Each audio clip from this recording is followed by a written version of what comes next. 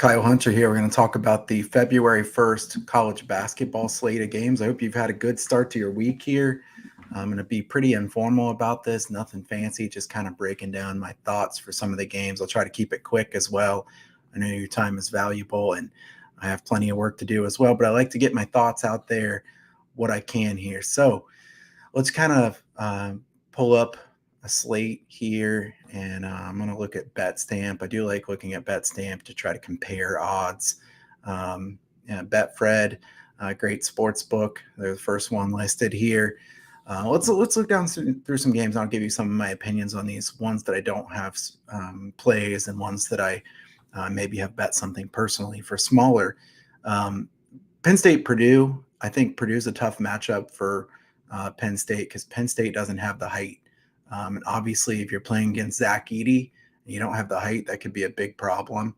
I think that will be an issue for them. I would lean Purdue in that game. I don't love laying points with Purdue because they do tend to play lower scoring, close games. But I think in that one, it's Purdue laying the points or nothing for me. Creighton and Georgetown, interesting one in that Georgetown is still the bottom of the Big East. I think Creighton is a team that's probably undervalued in the marketplace in general. Maybe even some futures on Creighton might be worth taking at this point because they were banged up a lot of this year. I think Creighton is still a team with a very high upside with Kalkbrenner in the lineup. Providence Xavier. Xavier has some injury issues. This is a Xavier team that's very good. I consider the over in this game. We see 153.5, 154.5, the highest number. I had this number at 155.5. I considered over last night when it was 151.5, 152. I think it's too close to the range now to be playing anything. Lean Xavier, but I don't love their injury issues that they have here. I'll slide on down here to see Lafayette, a team. I've joked about this before. Lafayette, a team that if I bet an under with them, they shoot like the Golden State Warriors. If I don't bet it, then they have really low scoring games. Everybody always has a team or two that's like that, and Lafayette's been like that to me this year.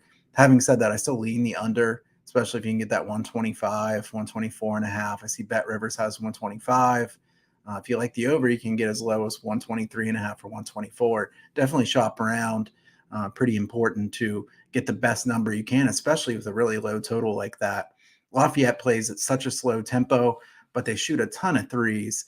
If you look, this is a team, Lafayette, that shoots just all kinds of three-pointers, top 5 in the nation in a percentage of shots that are threes. So it makes it a bit tricky to bet a really low under because if they happen to be knocking them down, it could go way over.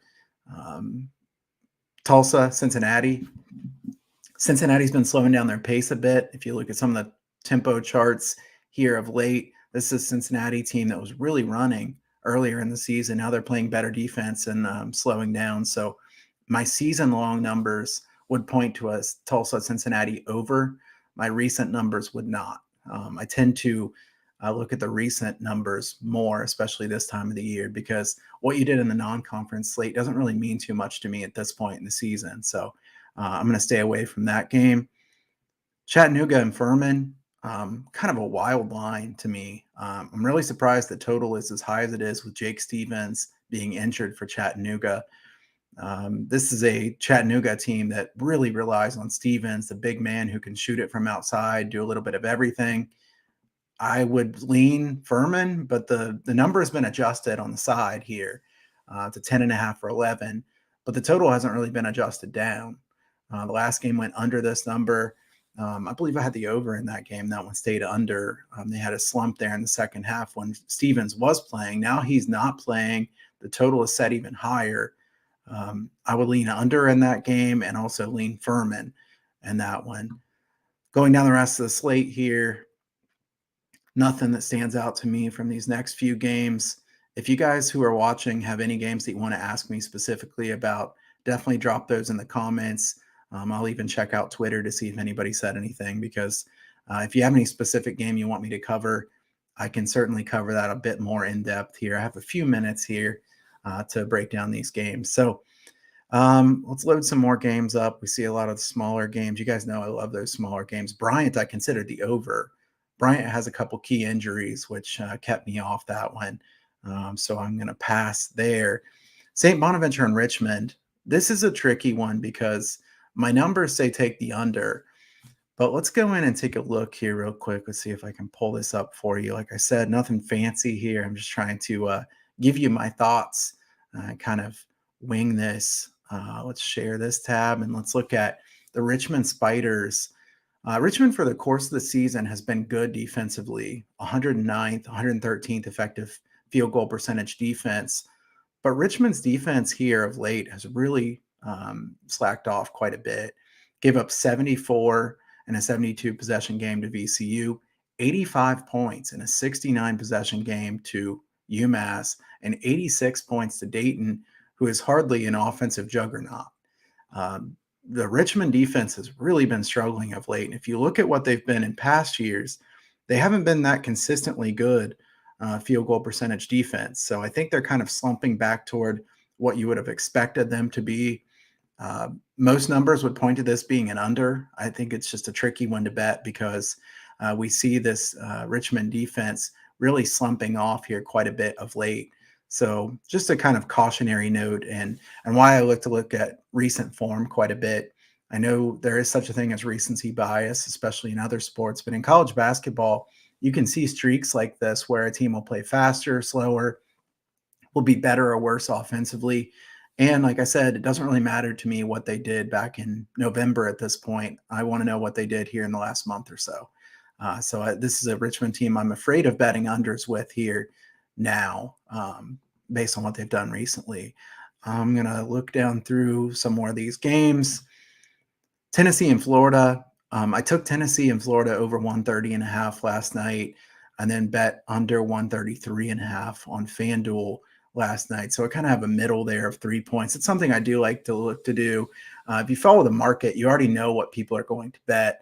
I will say my number on that game was 128. So when I took over 130.5, it wasn't because I liked over 130.5. It's because I was trying to play back the other side. And I knew I'd be able to play it back at a better number to create a possible middle opportunity as well. So that's what I did on that one. I still lean to the under in that one. Tennessee locks you up on defense. Let's actually look at a quick breakdown of that game. Tennessee and Florida, this is Haslametrics. I really do like the Haslametrics setup for the preview where you can see the two teams side by side. Tennessee on offense, 3-point mid-range, near proximity, no advantage. Their advantages are quick steals and scores in transition, and then second chance conversion points. I think this is a very underrated line. I would really look at the second chance conversion percentage points. I think that the majority of college basketball handicappers don't realize how important it is against the spread to have second and third chances. We've seen a lot of teams have a lot of success in March Madness that have been very good offensive rebounding teams. So that's something to keep in mind as you handicap all the games. And in this one, you also see Tennessee's defense has been tremendous. I do want to say a cautionary thing. Tennessee defensively, very good. Offensively, kind of questionable. Rick Barnes' teams always get much worse when March comes around. This is a team that's been an absolute straight fade late in the season, especially in the NCAA tournament. I would not want to be betting them in the big games in March, even though they do look like a good team at this point. And I think they're a quality team, just not a team that I'll be betting on in March based on their coach. So Samford and Western Carolina. Samford with Kez Glover back, I think, is probably undervalued by most people.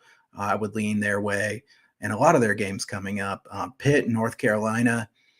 I still think Pitt is at least somewhat fraudulent. I think Pitt's a decent team, much better than they have been.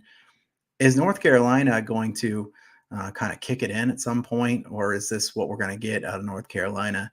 Let's look at North Carolina for the course of the season.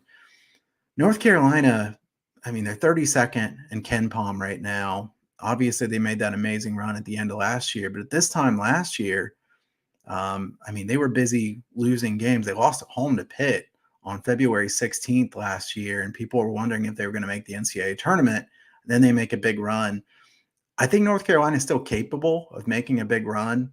I don't love what I've seen out of their defense. They're giving up too many shots near the hoop. They don't really have a great shot blocker. We know Baycott's a great rebounder, not a great shot blocker. I think North Carolina in this game would be my lean, and the over as well as my lean in this one. But I don't know that they can make that long of a run this season, but let's see what the odds makers have them valued at when we go into March again this year. So let's scroll on down through some more of the games. Not seeing anything here that really stood out to me. UT Rio Grande Valley is a team that's played extremely fast throughout the course of the season. Sam Houston State, really good defensive team. Don't want to bet the over there because of Sam Houston, but can't bet under with UT Rio Grande Valley. So Tarleton, a team that I like to take as an underdog. I think they're well coached. I don't really want to lay points with them on the road. So I think this is probably not the spot I would want to back them in.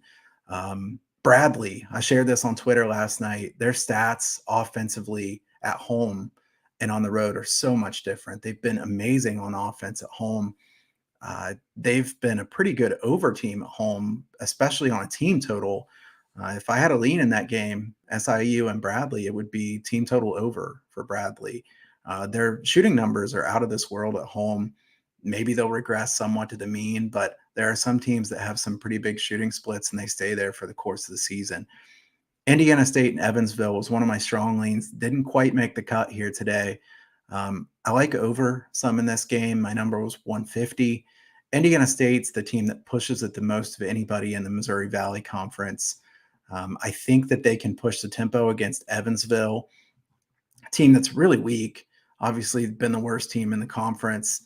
I'll share this here. Evansville, the Purple Ace, is 4-19. What a terrible run they've had here. And this is a team that doesn't really play that slowly. They really can't play too slowly to start with because they get behind by so much. They really have to pick up the tempo. But Evansville's been a little bit more competitive at home. And if you see some of their higher point totals for themselves, they put up 73 against Bellarmine, 69 against Valpo was on the road, 61 at home against Drake, 69 at home against Valpo. A lot of really big numbers for the opposing team. And that's been pretty much across the board, 97, 81, 91. Now they're playing against the fastest paced team in the Missouri Valley Conference by a good margin here in Indiana State. The Sycamores take a lot of threes. They're not great at threes. They also are one of those teams that do the rim and three. They don't shoot mid-range shots. They shoot from three or near the hoop. I think this could be a good over. I did bet a little bit of money on this one myself. It's not a client play, but I think this could be a good look. This one's going up a bit, so I would want to grab this before it goes any higher here because I think 148.5 is about the cutoff point for where I'd want to bet anything on this one. So shop around. Don't bet over 149.5 when you could bet 148.5 for sure. Belmont Murray is a good game. I think an interesting game. Over is my lean in that game. My number was 146. You see 144.5 here. I think that will be an interesting game there between two teams who are a bit better on offense than I expected them to be this year. Nova and Marquette. Interesting to see -6.5 on Marquette because all of the analytical sites you look at are going to have them favored by more. Nova keeping some love. Some sharper groups have bet Villanova in this game. If you like Nova, you can get a +7 at Betfred. You don't want to be getting 6.5 when you could be getting 7. That is right in the range where a decent amount of games are going to fall in that range because that's the fouling or quit fouling range right in the last few seconds of the game. So keep that in mind. Seton Hall, St. John's, tempo battle in that one. Seton Hall wants to slow it down, win with defense. St. John's wants to play faster, win with their upbeat, up-tempo offense. So I think that's a game I'd rather stay away from, to be honest. New Mexico State has been one of the least fortunate teams in the country, a team that I'd like to back sometimes, but Stephen F. Austin's a tricky matchup. I'm going to bring this one up and see if we can see how these two match up. I didn't really handicap this game too much, but I'm curious of what the breakdown looks for these two teams. Stephen F. Austin in possession here on this side. Looks like they have a big edge on 3-pointers, 35th versus 336 defense. That's certainly concerning. And if you look down in shot selection, projects they'll shoot about 37% of their shots would be 3-pointers, 31% mid-range, 32% near proximity. I like to look at that breakdown. Like I said, I think Haslametrics does a great job on that. Both teams pretty fast here. Stephen F. Austin uses that high pressure defense to get steals and scores. A lot of second chance points for both teams. Probably over is what you would think of the most when you look at a game like this, because the two defenses don't really have advantages in many key areas. And we see the Rabbits down here. There should be a decent amount of tempo in a game like this. So that would be my lean in that game, is the over. I think New Mexico State might be worth backing in some games in the future, though. Northern Iowa Drake, nothing I really like there in that one. SMU Tulane, I was hoping to get a number low enough I could bet the over. I did not get a number low enough I could bet the over, so I passed on that one. Oklahoma State and Oklahoma, under is a lean of mine. I considered it. I didn't like it enough when I broke this game down, though. I think that Oklahoma State has been playing pretty quick here lately. And if you look at the first game between these two teams, there were 70 possessions in that game. It stayed under, but they shot a really low percentage. If they shoot a bit better, they could be in trouble. So as far as staying under this number, so I'm going to pass on that one, just leave that one as a lean. Abilene Christian, Seattle. Seattle is still probably overvalued. Nobody's been able to make a shot against them in general. Abilene Christian plus 7.5 is certainly a lean for me.